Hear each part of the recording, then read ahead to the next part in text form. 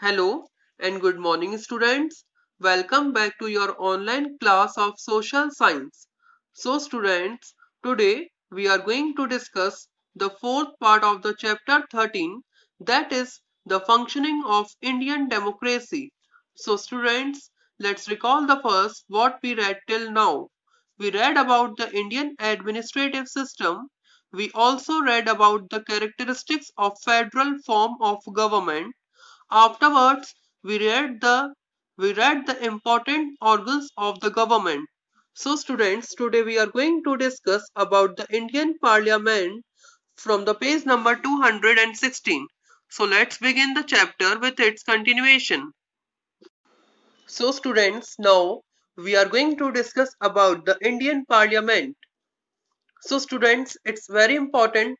Indian parliament के बारे में हम लोग डिस्कस करेंगे अब कि इंडियन पार्लियामेंट क्या होती है, क्या क्या फंक्शंस होते हैं वहां पर. So let's begin the topic. In our country the legislature at the centre is called Sansad, that is parliament. हमारे देश में जो लेजिस्लेचर है, सेंटर में जो लेजिस्लेचर है, उसे हम संसद बोलते हैं, मींस हम उसे पार्लियामेंट बोलते हैं. It has two houses. Okay student, तो पार्लियामेंट के दो हाउस होते हैं. फर्स्ट हाउस होता है लोकसभा और दूसरा हाउस होता है राज्यसभा. ओके, सो हमारी इंडियन पार्लियामेंट में दो हाउसेस हैं. तो फर्स्ट हाउस को हम बोलते हैं लोकसभा और दूसरा हाउस होता है Rajya Sabha. So in our country the legislature at the centre is called the Sansad, that is parliament.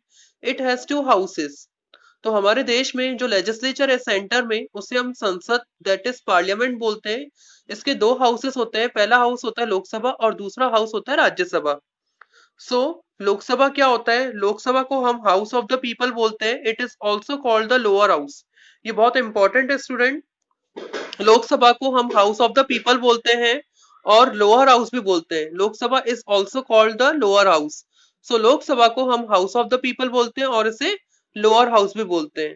Now the second is Rajya Sabha. It is council of the states. Rajya Sabha is also known as the council of the states. It is also called the upper house. इसे upper house के नाम से भी जाना जाता है. Although there are two houses of the parliament, president of India is their integral part.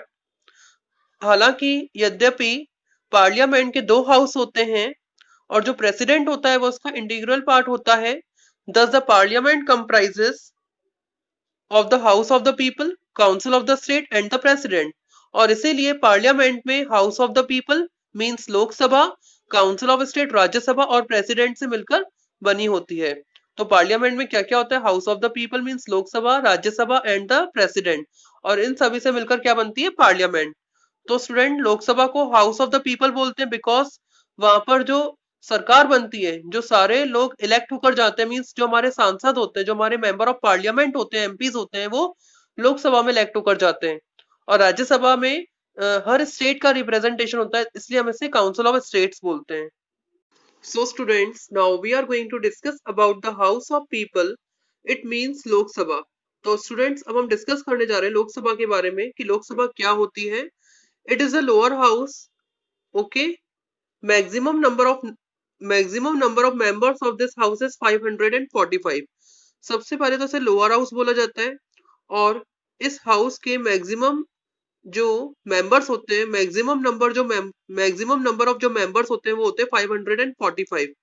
It means कि इस हाउस के मेंबर्स की जो संख्या होती है वो कितनी होती है? Maximum 545. Its members are elected by the direct election by the voters of the respective constituency. Okay, और जो उसके मेंबर्स होते हैं वो डायरेक्ट इलेक्शंस के द्वारा, वोटर्स के डायरेक्ट इलेक्शंस के द्वारा इलेक्ट किए जाते हैं उनकी रेस्पेक्टिव कॉन्स्टिट्यूएंसी में. मतलब हर मेंबर एक उसकी रिस्पेक्टिव कॉन्स्टिट्यूएंसी होती है, वो वहां से खड़ा होता है, वहां से इलेक्शन फाइट करता है, वहां से इलेक्शन लड़ता है. ठीक है, और उसे वोट देते हैं लोग. If the house is not dissolve premature, it's tenure is for 5 years. Okay, और लोकसभा का जो टेन्योर होता है, मींस जो टाइम पीरियड होता है, वो 5 साल का होता है.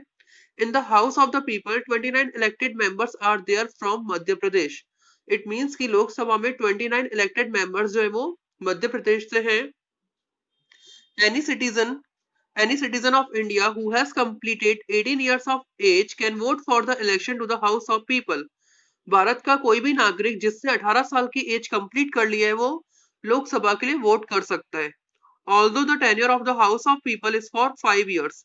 हालांकि जो टेन्योर होता है हाउस ऑफ पीपल का वो 5 years का होता है. द प्रेसिडेंट में on the advice of the prime minister dissolve the house before 5 years. यद्यपि जो लोकसभा का टाइम पीरियड होता है वो 5 years का होता है, लेकिन प्रेसिडेंट प्राइम मिनिस्टर की एडवाइस पर इसे 5 साल से पहले भी डिसॉल्व कर सकता है. The officers of the house of the people are speaker and deputy speaker. और जो ऑफिसर होते हैं लोकसभा के वो स्पीकर और डिप्टी स्पीकर होते हैं. The Lok Sabha elects the speaker and deputy speakers from among its member. और जो लोकसभा है वो इन मेंबर्स में से ही स्पीकर और डिप्टी स्पीकर का इलेक्शन करती है. Following are the functions of the speaker of the house of the people. तो house of the people means Lok Sabha के कुछ फॉलोइंग फंक्शंस है वो इस प्रकार है. सो फर्स्ट फंक्शन क्या होता है? To preside over the sittings of the house. It means कि जो सदन है मतलब जो हाउस है उसकी कार्यवाही को अध्यक्षता करना. सदन की कार्यवाही की अध्यक्षता करना मीन्स प्रिसाइड करना, मीटिंग को प्रिसाइड करना. सेकंड है to conduct business of the house. It means कि सदन की कार्यवाही को संचालित करना, मतलब जो भी वर्किंग है उसको संचालित करना. नेक्स्ट है to ensure peace and order in the house.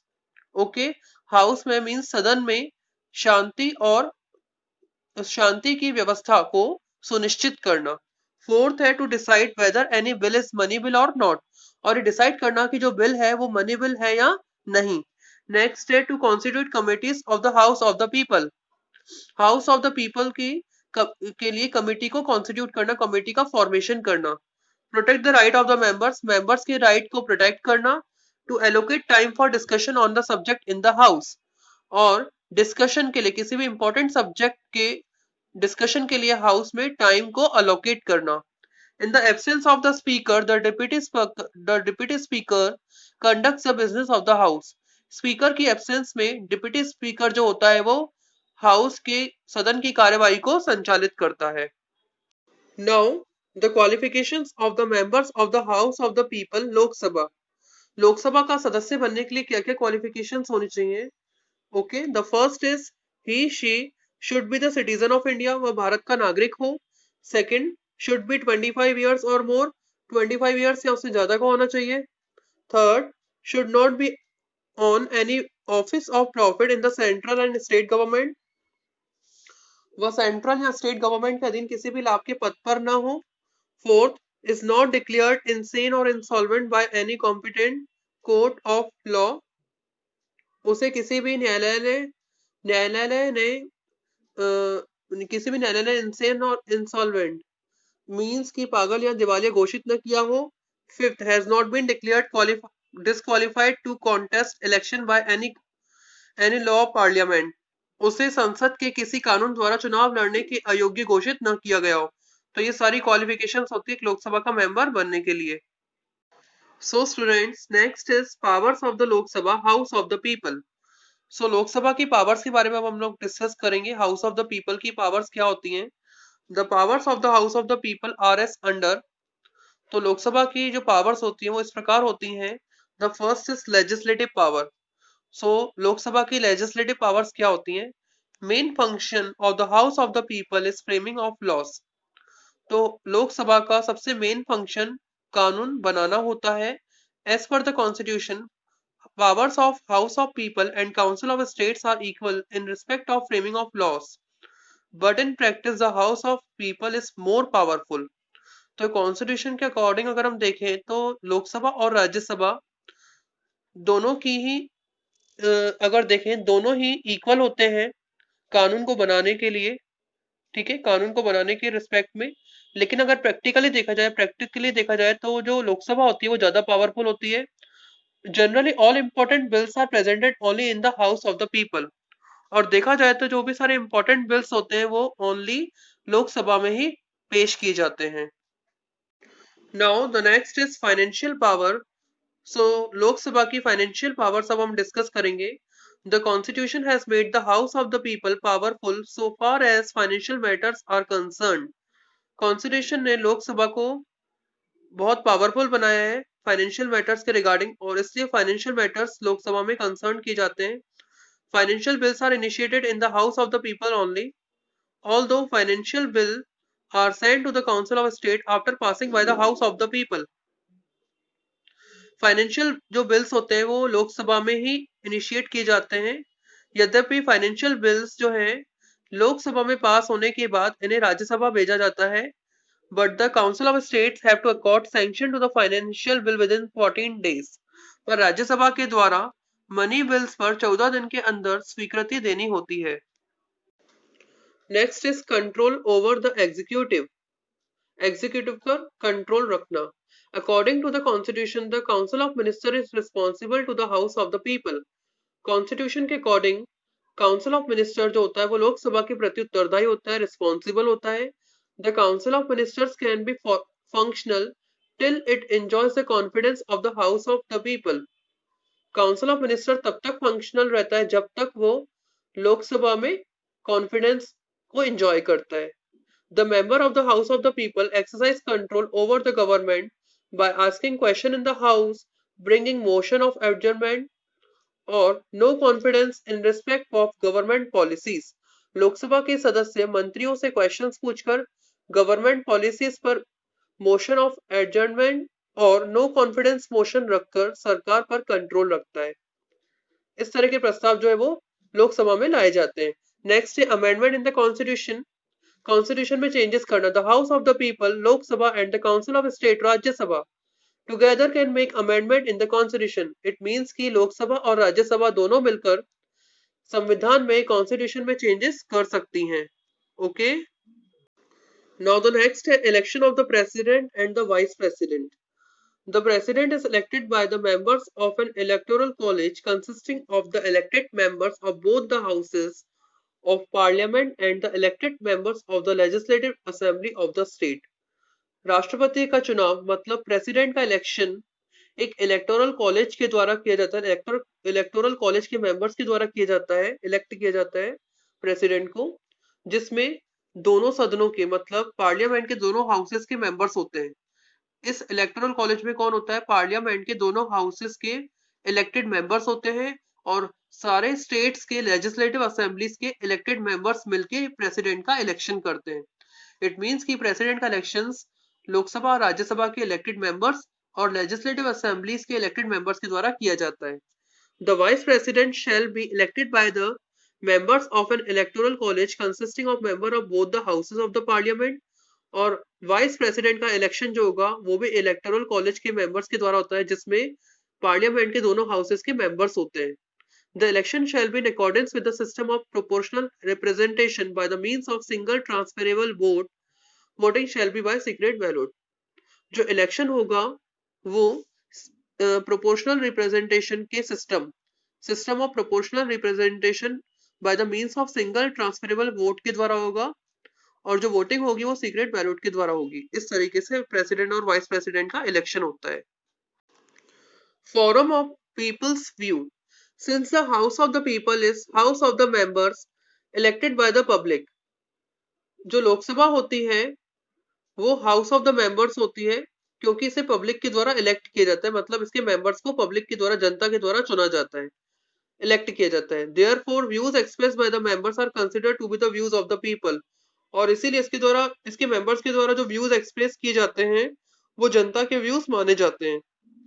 House of the people is the mirror of people aspiration and the feelings. Lok Sabha जो होता है वो जनता की आकांक्षाओं, एस्पिरेशन और उनकी फीलिंग्स का मिरर होता है, एक दर्पण होता है. Now the next is miscellaneous functions. The first is Lok Sabha can bring a motion of impeachment of the president. So students, Lok Sabha राष्ट्रपति पर महाभियोग लगा सकती है. इम्पीचमेंट जो होता है प्रेसिडेंट के खिलाफ वो सिर्फ लोकसभा में ही आता है. ठीक है, तो लोकसभा में ही प्रेसिडेंट के खिलाफ इम्पीचमेंट आता है. मींस प्रेसिडेंट को हटाने के लिए जो प्रोसेस होती है उसे हम बोलते हैं impeachment. Okay, so it can bring a motion of impeachment of the president. Second होता है it can discuss the proposal pass by the council of states for removal of the vice president. उपराष्ट्रपति vice president को हटाने के लिए राज्यसभा के पारित प्रस्ताव पर चर्चा करती है. Okay, third It can discuss the proposal for impeachment of judges of the Supreme Court and the High Courts. Supreme court और हाई कोर्ट के जजेस के रिमूवल के प्रपोजल को भी लोकसभा में डिस्कस किया जाता है। नेक्स्ट है, it is necessary for the Lok Sabha means House of the People to confirm the emergency proclaimed by the President within a month. Otherwise, such proclamation will automatically be nullified. तो ये बहुत जरूरी है लोकसभा के लिए कि जो प्रेसिडेंट ने इमरजेंसी डिक्लेयर की है उसे एक महीने के अंदर ही कंफर्म किया जाए। अदरवाइज ऐसा प्रोक्लेमेशन मतलब ऐसी जो घोषणा होगी वो ऑटोमेटिकली क्या हो जाएगी, स्वतः ही रद्द हो जाएगी। ओके, तो these are the function of the miscellaneous functions. Now the next is council of states, that is Rajya Sabha. So second house of the parliament is known of the council of state, Rajya Sabha. Second house parliament का इसको हम राज्यसभा के नाम से जानते हैं, council of states भी बोलते हैं। It is also called the upper house of the parliament. इसे पार्लियामेंट का अपर हाउस भी कहा जाता है। It is a permanent house, ये परमानेंट हाउस होता है। It can not be dissolve, इसे डिसॉल्व नहीं किया जा सकता है। Now membership, maximum number of members of the council of state is 250। तो राज्यसभा में मैक्सिमम नंबर ऑफ मेंबर्स जो होते हैं वो कितने होते हैं, 250 होते हैं। Out of these 238 members are elected by the legislative assemblies of the state. उसमें से 238 सदस्यों का इलेक्शन स्टेट की लेजिस्लेटिव असेंबली के इलेक्टेड मेंबर्स के द्वारा किया जाता है। Remaining 12 members are nominated by the President of India in consultation with the Cabinet of Ministers। और बचे हुए 12 मेंबर्स का नॉमिनेशन जो है भारत के राष्ट्रपति द्वारा किया जाता है नॉमिनेशन, कैबिनेट ऑफ मिनिस्टर्स के कंसल्टेशन के साथ। Okay, these members are from among us famous personalities in the field of literature, art, culture, social service और पब्लिक लाइफ। और ये सारे जो मेंबर्स होते हैं, जो 12 मेंबर जो नॉमिनेट किए जाते हैं, वो कैसे प्लेसेस से होते हैं, फेमस पर्सनालिटीज हो सकते हैं, लिटरेचर की फील्ड में हो, आर्ट की फील्ड में हो, कल्चरल फील्ड में हो, सोशल सर्विस में हो, पब्लिक लाइफ में हो। तो ऐसे 12 सदस्यों का जो नॉमिनेशन है वो भारत के राष्ट्रपति के द्वारा किया जाता है। Okay, so there are 11 members from Madhya Pradesh in the council of states. So Rajya Sabha में मध्य प्रदेश से कितने मेंबर्स हैं, 11 मेंबर्स हैं। Now the qualification of the members, the qualification for members of the council of states are the same as are for the member of the house of the people. तो जो qualifications Lok Sabha के members के लिए होती है वही qualification Rajya Sabha के members के लिए भी होती है, मतलब सेम होती है। The only difference is that the age limit for member of council of state is 30 years as against 25 years for members of the house of the people। बस डिफरेंस एज लिमिट में रहता है। It means कि लोकसभा के सदस्य के लिए जो एज लिमिट है वो है 25 इयर्स और उससे ज्यादा, और राज्यसभा के मेंबर्स के लिए जो एज लिमिट है वो कितनी है, 30 इयर्स है। Now the next is procedure for election of members. तो राज्यसभा के जो मेंबर्स होते हैं उनका इलेक्शन का प्रोसीजर क्या है। Members of the Council of States are elected by members of Legislative Assembly of the state by proportional representation system। तो राज्यसभा के मेंबर्स का जो इलेक्शन होता है वो स्टेट्स की लेजिस्लेटिव असेंबली के मेंबर्स के द्वारा होता है और प्रोपोर्शनल रिप्रेजेंटेशन सिस्टम के थ्रू होता है। The council of state shall not be subject to dissolution like the house of the people. It means कि जो राज्यसभा होती है वो डिसॉल्व नहीं होती है लोकसभा की तरह। The tenure of its member is 6 year, और इसके सदस्यों का कार्यकाल जो होता है, टेन्योर होता है, टाइम पीरियड, वो 6 ईयर्स का होता है।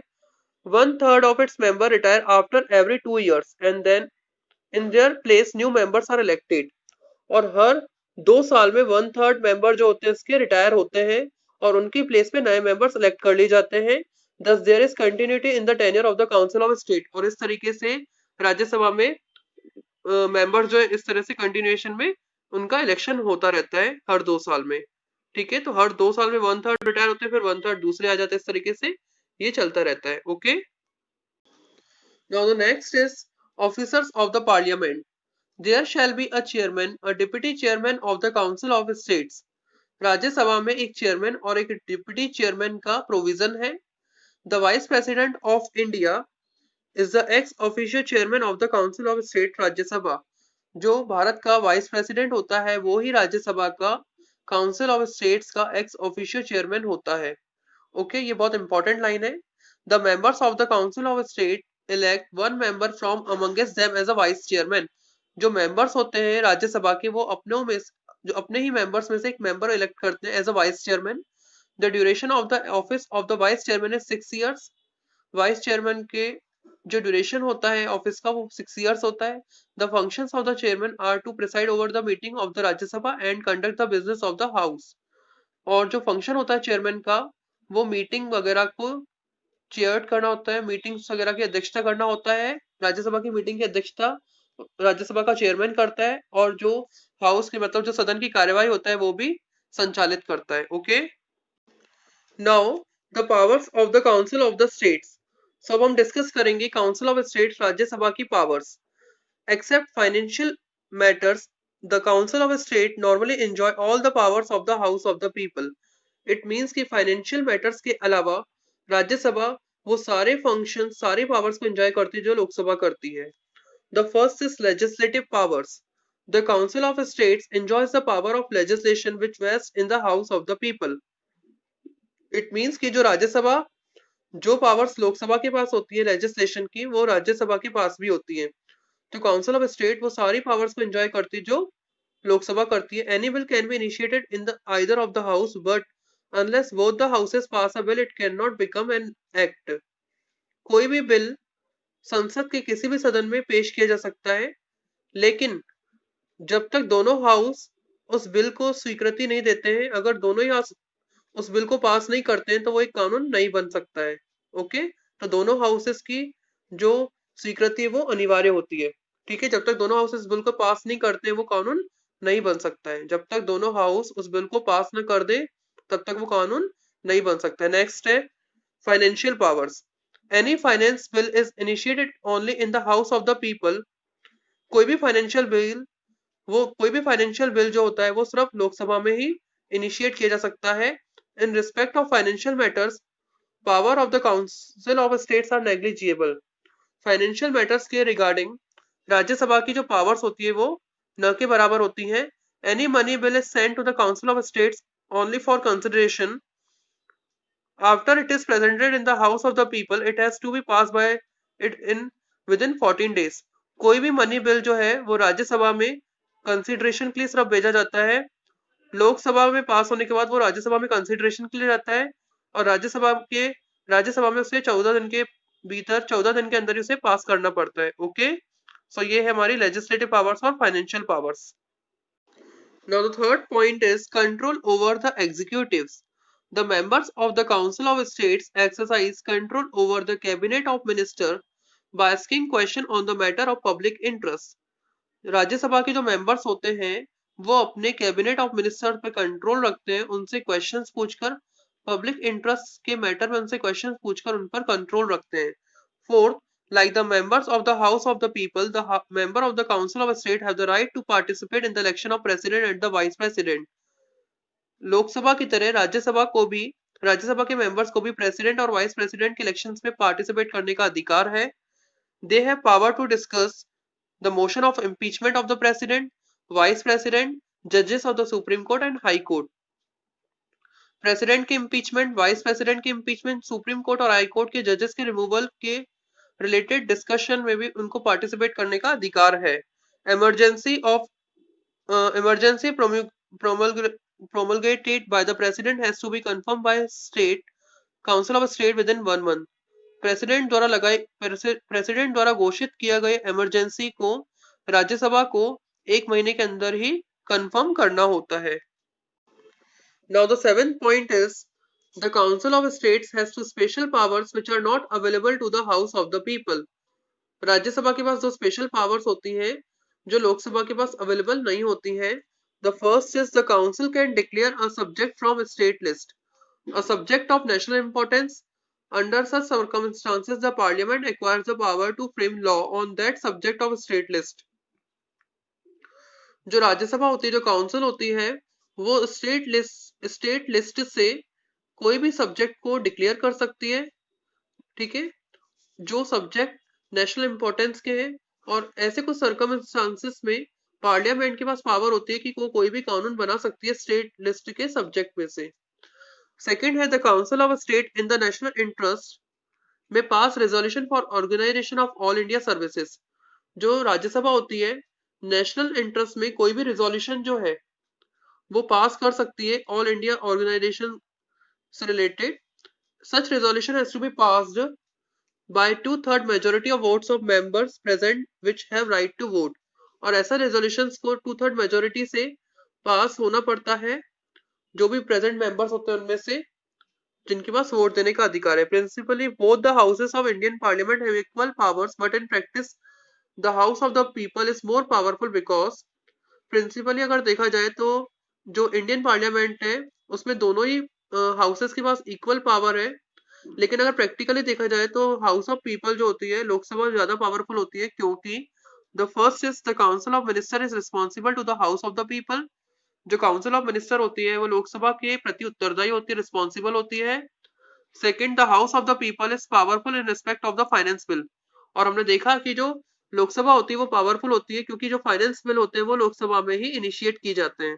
Okay, now the procedure of framing laws by the parliament. Most important function of the parliament is to frame laws for the country। Parliament का मेन इंपॉर्टेंट फंक्शन होता है कि देश के लिए कानून बनाना। The parliament has power to frame laws on subject contain in the central list, concurrent list and during emergency on subject from the state list.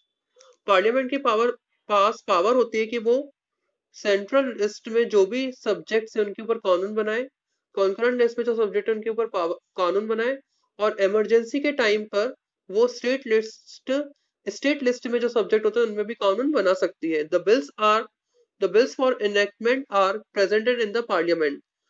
ठीक है, तो ये जो बिल्स होते हैं, this bills are of two types. ये bills two types के होते हैं। The first is ordinary bill and the second is the money bill. Okay, so ordinary bills can be presented in any of the houses. Ordinary bills को किसी भी house में present किया जा सकता है, but money bills can be presented only in the house of the people with the permission of the president. लेकिन money bills को सिर्फ लोकसभा में ही पेश किया जा सकता है प्रेसिडेंट की परमिशन के साथ। सो स्टूडेंट, इसी तरीके से दो बिल्स होते हैं, ऑर्डिनरी बिल और मनी बिल।